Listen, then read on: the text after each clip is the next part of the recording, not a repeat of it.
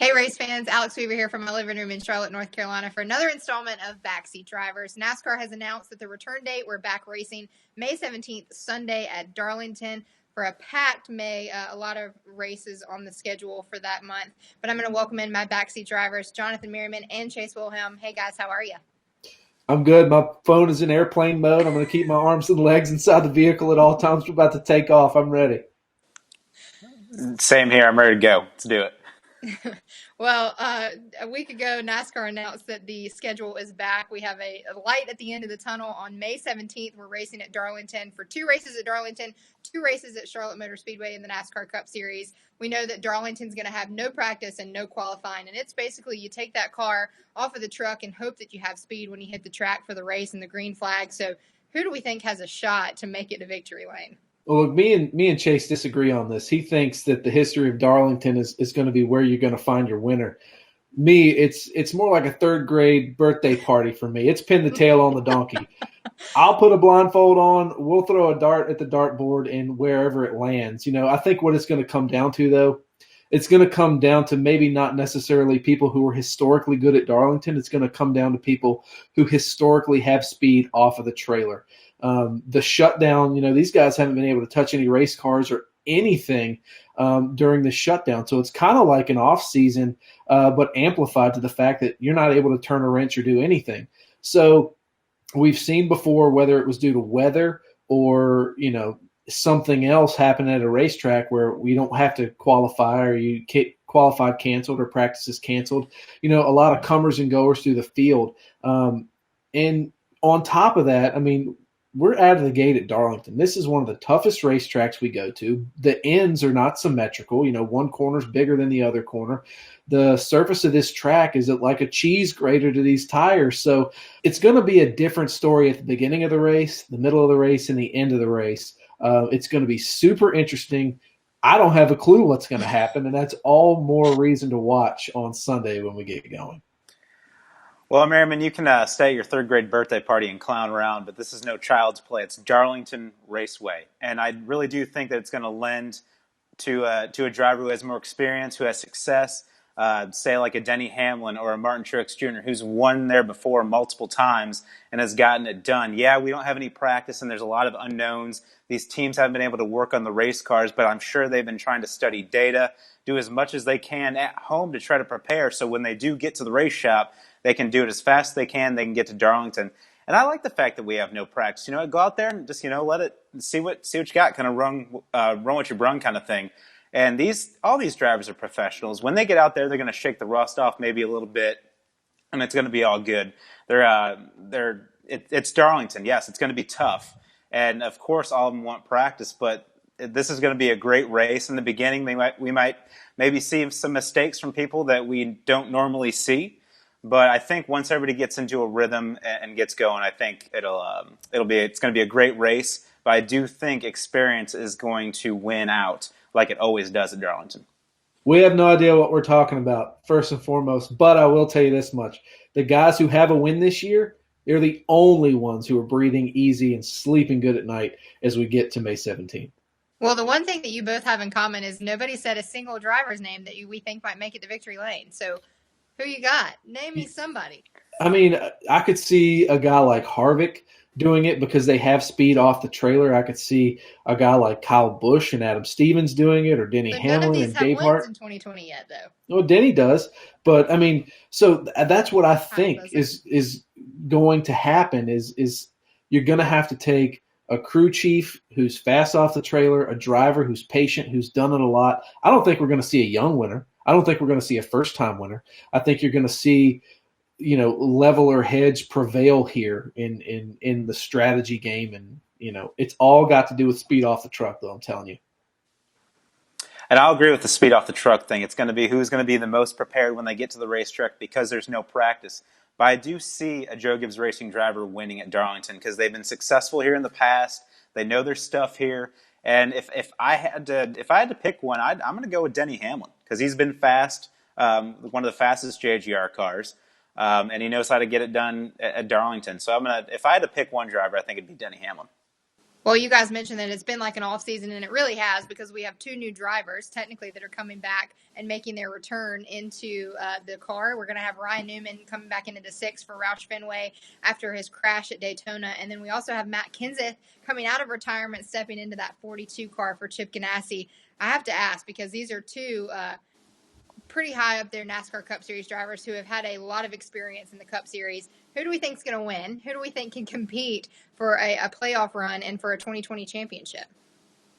Well, I think they can both compete for a playoff run. We saw Ryan Newman do it last year, but if I'm going to put my money on somebody who's going to go out there and win and who has a chance to win every single weekend, that's going to be Matt Kenseth in that 42 car, because one, that 42 car is fast, especially because Chevrolet has bridged the gap between them and Toyota and Ford so far this year in the first 4 races. You have experience with Matt Kenseth. You have a fast race car. Mix those two together. I know he's been out of the game for a little bit, but we're talking about Matt Kenseth. He knows how to get it done, especially at the next 2 tracks we're going to. He's fast at Darlington, and he's won at Charlotte Motor Speedway before. So honestly, I wouldn't put it past if he could get the job done at Darlington or Charlotte here in the next couple weeks. The only problem I see with that is, how much rust has developed, on Matt Kenseth. He's been in and out of the car for the past couple of years. When he left Joe Gibbs Racing, he was a championship contending driver there. He was somebody you could put in the car and you could say, yeah, he's going to make a run into the playoffs. It's not out of the realm of possibility for him to contend for a title.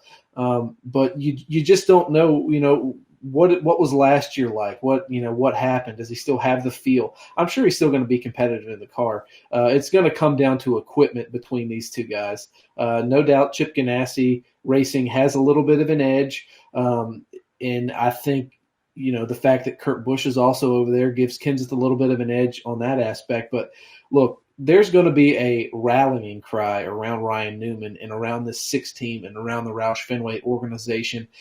I feel like they're going to, pull behind each other. They're going to rally around Ryan. And I think, Ryan is one of the toughest what's out there.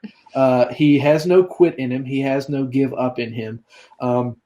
Right now, he's sitting, I think, 29th in points. So both of them have been granted a waiver by NASCAR. I think Newman will make the playoffs, and given the right circumstance, I think that team can win.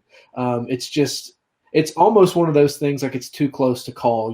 Both of them can get it done. When Newman was in top tier equipment over with Stuart Haas, he was winning races.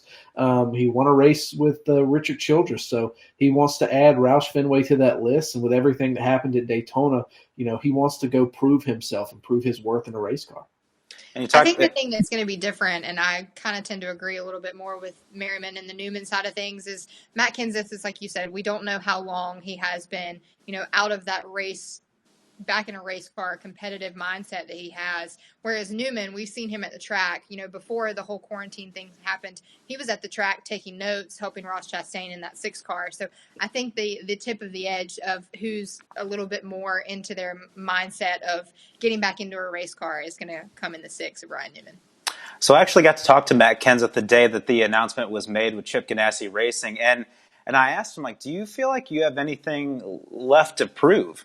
And he said, I wouldn't say it's something I have to prove, but he's like, there's things that I want to do for myself that I didn't get a chance to that now he does. I think the biggest thing for Matt Kenseth that's going to see him have the most success is the fact that he has a little bit of a chip on his shoulder. I don't think he didn't want to leave how he did. So this is his opportunity to get back into a competitive race car and show the world, hey, I can still do this. I'm a championship driver, and I can win races. And I think that mixed with the speed in the 42 car, I really think I don't think he's just going to win one race. I think he could win a couple this year, get into the playoffs, and make a deep playoff run.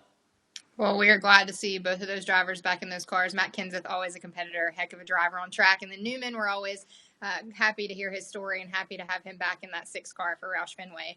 But we have 4 races in the Cup Series coming up in May, and all of them are basically going to be who can get it done and who can have the speed right off of the truck. It's going to be some grueling races with 2 at Darlington and 2 at Charlotte Motor Speedway for the month of May. A lot of action in a short period of time. So who's most likely out of the Cup Series? Can be a winner that's already won in 2020, can be a new winner. Who do we think is most likely to get a win in the month of May? I don't know. I think it's going to come out of three Merriman, you camps. don't know anything. I mean, we don't know anything. Look, I'm being honest. I don't get paid to lie to people. But I think it's probably going to come out of the Hendrick stable, out of the Gibbs stable, or out of the Penske stable, with maybe one or two surprises sprinkled in. You never know. I mean, you could take a swing at something, and someone could, be super fast with, these races with no practices or anything, and they could run away with it. I don't think that's going to happen. I think that your speed's gonna, show where speed has shown before.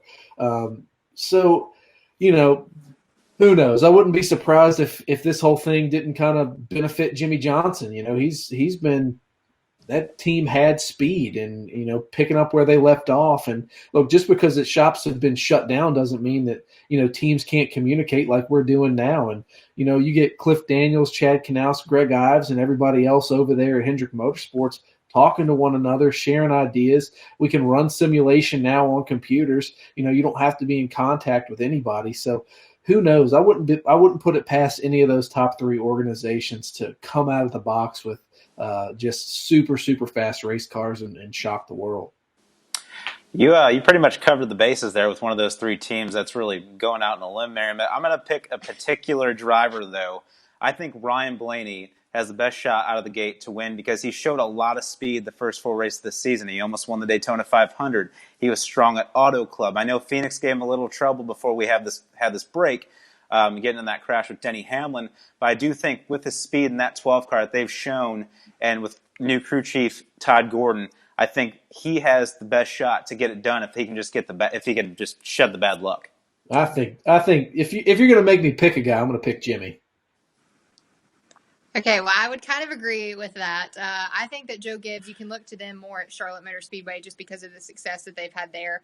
I think you look at names like Denny Hamlin, Kyle Busch, Martin Truex Jr., who have won those long, grueling races that we've had in, the summer months of Charlotte Motor Speedway where it's hot. It's a long race. It's 600 miles for the Coca-Cola 600 in that third race. But, however, I talked to Greg Ives this past week about getting back into the shop, getting ready, Hendrick working together. He said that they basically have been talking nonstop. He said that, they are hoping that win that they had at Auto Club in that 88 car with Alex Bowman can really help them. And he feels like the pause in this season hasn't hurt Hendrick at all, that it might build a little bit of momentum. He mentioned Jimmy as well and how it might lend a favor to the 48 and getting them back on track and them having speed in that Camaro. So I'm going to look at Hendrick Motorsports at Darlington. Yeah, I mean, I agree with you as well. And I think one thing we need to look at too is, when is the expected fall off for all of this? Usually after we come back from the West Coast swing, there's a little bit of, research period, settling in, and then some other teams rise to the top. I think what this has done, I think it's delayed that. So I think that the people who were fast before are still going to be fast. Maybe once we get past Charlotte, who knows what the future looks like right now, but once we get past Charlotte, I think some of those other teams might rise up a little bit. But I think for now, I think the fall off period is going to be a lot longer than 4 races. See, for me, I do agree with you that it's going to be delayed. We're going to see the fast cars still be fast based on what we saw the first 4 races of the season. But I'm going to look at the smaller teams who need to come out of the gate swinging. And the first one that comes to mind is JTG and especially Ricky Stenhouse Jr. I mean, he's had a fast number 47 these past couple races before we had this break, and especially Las Vegas where he finished third. So I think he's going to try to come out of the gate swinging and try to make those aggressive moves to try to get those finishes because he has that team in Stenhouse. They have no time to lose. They need to make it happen, get it done, and stay competitive with these top teams who are strong week in and week out. If he can finish races, I'll agree with you. He probably has the most to gain coming out of this. But he's got to finish the races. Interesting that at the beginning of this year when we were filming Backseat Drivers in studio that we thought it was Joey Logano's season to lose. And we didn't mention the driver of the 22. I covered him with Penske. I put a blanket on. Penske as a whole. He's the only double winner in 2020 so far. Him and Paul Wolf, man, they got something working. I agree. All right. Thanks, guys, for joining me here on Backseat Drivers. And we're going back racing, fans. You can breathe a sigh of relief because Darlington it is, and we're going to head back to the Lady in Black. Tune into the race on Sunday, May 17th at 3:30 p.m. on Fox. We'll see you guys right back here next time, and we're going racing.